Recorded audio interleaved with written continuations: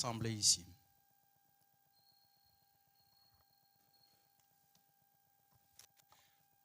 Merci et bonsoir. Grâce à Monseigneur Gabriel et à mes prédécesseurs, vous savez tous qui vous êtes et à côté de qui vous êtes assis. Le thème sur lequel on m'a demandé de parler est celui-ci.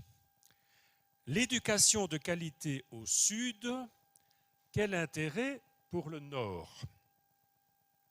C'est une question difficile pour laquelle je n'ai pas plus de compétences que chacun de vous, sauf celle de travailler un peu dans l'éducation, de connaître un peu le Sud et un peu mieux le Nord. À la question « Une éducation de qualité au Sud, quel intérêt pour le Nord ?» la réponse semble facile. Oui, bien sûr. Le Nord a intérêt à ce que le Sud donne une éducation de qualité, tant pour le Sud, dont les habitants seront mieux formés, que pour le Nord, qui pourra accueillir des personnes mieux préparées. Car quand on est du Nord, quand on est européen, aujourd'hui, et qu'on parle du Sud, on pense à l'Afrique et immédiatement aux émigrés.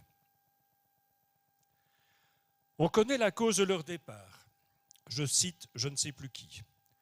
Les multiples conflits et le changement climatique nourrissent le désespoir qui pousse à tout quitter pour rejoindre le prétendu Eldorado européen. Ensuite, certains disent « Ah, si l'Afrique était mieux développée, les Africains resteraient chez eux, car il y aurait du travail pour eux et un meilleur niveau de vie. » Mais aujourd'hui, ce n'est pas le cas, et l'Afrique subsaharienne envoie ses jeunes vers l'Europe. Avec eux, il y a aussi tous ceux qui viennent d'Asie, et je suppose que ce qui se passe en Syrie aujourd'hui va nous amener aussi d'autres candidats. Donc le thème qu'on m'a proposé est délicat. En effet, qu'est-ce que l'éducation? Ce n'est pas que la scolarité. L'éducation, elle dépend de la famille, du contexte social de la famille, de l'endroit où on habite, du pays, de son histoire, des valeurs morales et religieuses, de la culture en général, de l'école qu'on choisit pour les enfants, de la musique qu'on écoute, des films qu'on regarde, du type de vacances, je parle du Nord, qu'on prend, de la manière dont on s'habille, des langues qu'on parle et tant d'autres choses. Alors je vais tenter d'apporter une petite réponse, mais vous tous et vous toutes aurez vos réponses à vous sur ce thème, avec des points de vue différents sur l'éducation qu'on attend au Nord face à ce phénomène qui reflète le Sud, celui de l'immigration massive qui est là depuis maintenant plus de 15 ans.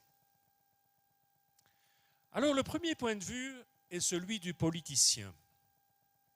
Aujourd'hui en Europe, on assiste partout à des politiques qui se durcissent face à l'immigration. C'est très visible en Italie, c'est très visible en France, regardez qui gagne toutes les élections, mais c'est très visible en particulier à Mayotte, qui est la France toute proche de l'Afrique. C'est visible en Angleterre, où on ne délivre presque plus de visas d'études. Alors le populisme, ou ce qu'on appelle la théorie du remplacement, puisque la race blanche européenne va être remplacée par d'autres. Ça, c'est la théorie du remplacement. Prenez TikTok, prenez tout ça, vous voyez plein de choses là-dessus. Eh bien, tout ça force les gouvernements et les opinions à se barricader derrière des frontières qu'on imagine infranchissables. Souvenez-vous, il y a quelques mois, le gouvernement anglais avait même pensé renvoyer des immigrés de toutes sortes chez vous, ici au Rwanda. un futur ministre belge d'une bonne droite, vous savez, imagine déjà une belle prison à construire au Kosovo pour les émigrés qui sont en Belgique et qui n'ont pas de papier. Et ce matin, j'ai reçu sur TikTok des réflexions d'un philosophe qui pense qu'un trop-plein d'émigration va entraîner l'Europe dans des gouvernements d'ultra-droite. Madame Le Pen n'est pas l'ultra-droite. Elle est la droite sérieuse. On va avoir pire encore. Voilà ce qu'on nous dit. Alors aujourd'hui, pour de nombreux politiciens et politiciennes, de droite comme de gauche, on ne peut plus accueillir que des personnes déjà formées et dont on a besoin chez nous. Une émigration sélective parce que formée. Je vous dis tout de suite que c'est de la théorie tout ça, hein, parce que ceux qui arrivent sur les plages, c'est tout autre chose. Mais c'est ce qu'on nous dit. Et donc dans ce cas précis, l'éducation donnée au Sud est importante parce qu'elle va refléter les critères de l'éducation du Nord. Ça, c'est pour le monde politique. Par contre, l'historien et le sociologue vont interpréter ce phénomène de l'émigration dans la poursuite de la décolonisation et dans le fait qu'une partie de la population européenne est déjà métissée au physique ou au culturel. Nous avons des ministres d'origine africaine. Je reviens aux Anglais, l'ancien Premier ministre anglais qui avait eu cette idée géniale d'envoyer les émigrés au Rwanda est lui-même d'origine indienne, mais aussi une des plus grosses fortunes d'Angleterre. Donc, dans ces derniers cas, l'éducation du Sud s'est parfaitement adaptée aux critères du Nord, jusqu'à même les dépasser. Cela se voit aussi dans le milieu artistique. Pour prendre deux exemples de la chanson, pensons à Stromae, demi-belge, demi-ruandais. Pensons à Slimane en France. Par contre, dans ce même champ de réflexion, si de nombreux émigrés débarquent en Europe, nous avons aussi maintenant l'impression que les Africains rejettent l'Europe et notre passé commun pour s'adresser directement aux Russes, aux Chinois, aux Indiens, etc. Ça a été une grosse déception en Europe de ne pas voir les pays africains condamner l'invasion russe en Ukraine. Les politiciens n'en revenaient pas. Comment est-ce que les Africains ne condamnent pas les Russes? Parce qu'ils ont une autre politique que la nôtre. Ou bien ce sont les pays du Sahel qui arrêtent leur coopération militaire avec la France. Et là, on est dans le récent. Et là, on ne comprend pas pourquoi nos éducations respectives ne concordent pas. Je passe maintenant au point de vue des économistes. Et là, leur point de vue est fort important. Il y a d'abord l'économiste cynique qui sait que le continent africain est le plus jeune en population et le plus riche en matières premières. Donc la tentation ici, elle est forte de faire des profits immédiats sans se préoccuper des droits de l'homme, de la bonne gouvernance, ni de la corruption. Cet économiste-là ne s'intéresse pas du tout à l'éducation. Vous pensez bien. Il y a aussi l'économiste qui voit arriver en Europe une main-d'œuvre non éduquée, heureusement non éduquée, et donc facile, soumise et sous-payée, mais très utile pour la récolte des fruits et des légumes en Espagne, par exemple. Ah ben oui, aujourd'hui en Espagne, le ministère a dit plus d'émigrés. Oh, les paysans disent, et non, on en a besoin, nous. Qui va ramasser les tomates? Ce n'est pas les Espagnols. Voilà. Il y a aussi l'économiste qui constate une fuite des cerveaux de l'Afrique vers le nord. Mais là, on est un peu dans l'émigration choisie parce que qualifiée. Cette immigration qualifiée, comme je vous l'ai dit, est défendue par les politiciens, mais quelque part, il s'agit aussi d'un appauvrissement de l'Afrique. C'est vrai en économie, c'est vrai pour les infirmiers, c'est vrai pour les médecins, c'est vrai aussi pour les prêtres. Quand ils viennent en Belgique, on appauvrit un peu l'Afrique. Puis, il y a l'économiste sérieux, et qu'il faut prendre très au sérieux, et qui sait que le dérèglement climatique est un défi plus lourd de conséquences que celui de l'émigration. Plus de 100 millions d'Africains sont menacés par cette crise. Et le PIB des pays subsahariens en sera affecté gravement. Cet économiste-là, lui, il sera attentif à l'éducation, en particulier celle qui va concerner l'écologie.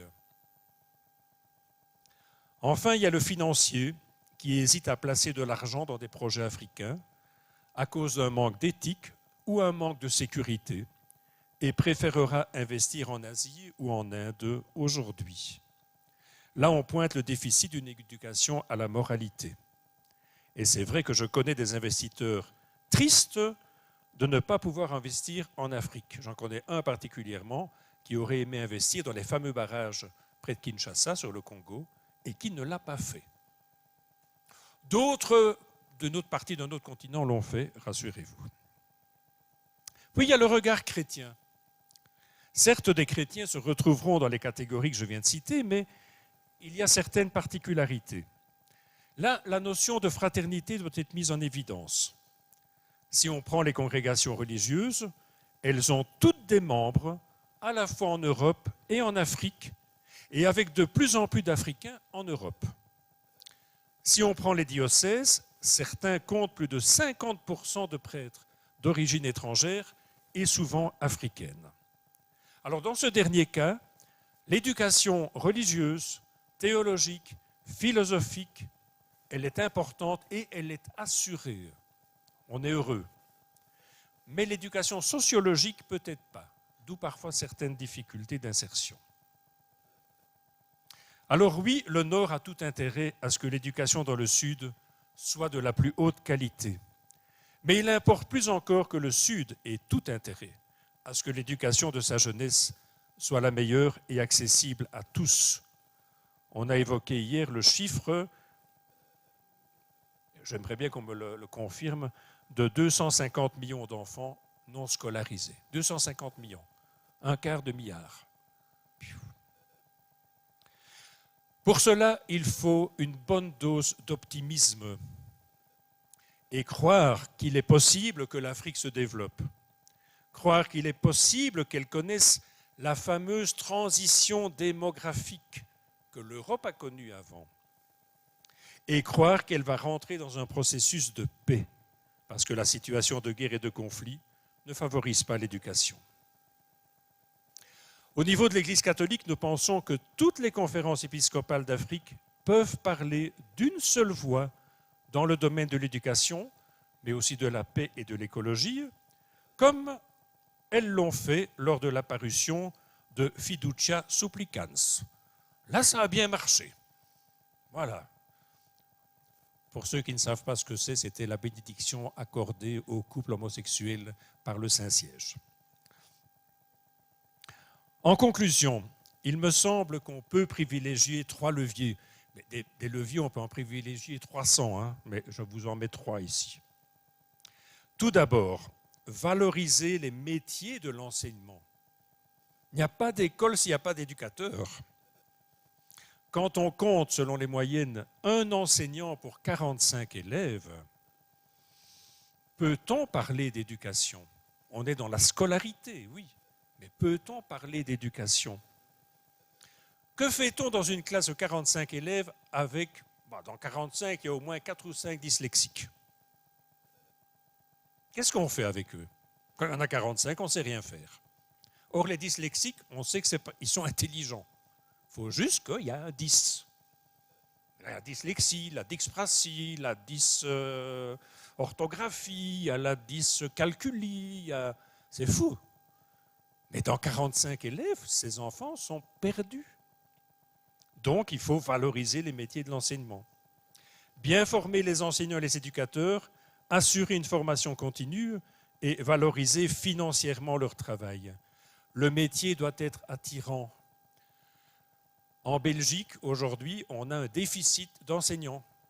Pourtant, ils sont bien payés. Mais ils sont un peu méprisés. Quand on parle d'un enseignant, on va dire « Ah, 3 mois de congé ». On commence par dire ça. Voilà, donc c'est quelque chose à faire. Ensuite, je pense, et c'est un de mes dadas, que l'école doit faire émerger une classe d'entrepreneurs désireux de développer une industrie en Afrique, sur place, et capable ainsi de donner du travail et un avenir à la jeunesse. D'où ma question hier à propos de l'enseignement technique, technologique et professionnel, qui, dans l'enseignement catholique, n'est pas suffisamment encore représenté. Il y a des efforts à faire. Mais cet enseignement-là, il débouche sur l'enseignement supérieur pour former des ingénieurs et des entrepreneurs. À quand la première voiture créée et produite en Afrique? Dans ce même esprit, l'agriculture doit être privilégiée, tout en respectant les critères de l'écologie. Il y a sur ce continent les meilleures terres, vous le savez bien. Et en même temps, c'est là qu'il y a les plus grands déserts et la désertification s'accélère. Les terres agricoles aujourd'hui sont l'objet d'investissements considérables. Des groupes financiers qui n'ont jamais vu la terre dans leurs mains investissent des sommes immenses pour acheter des centaines de milliers d'hectares. S'ils le font, rassurez-vous, c'est que ça a de la valeur.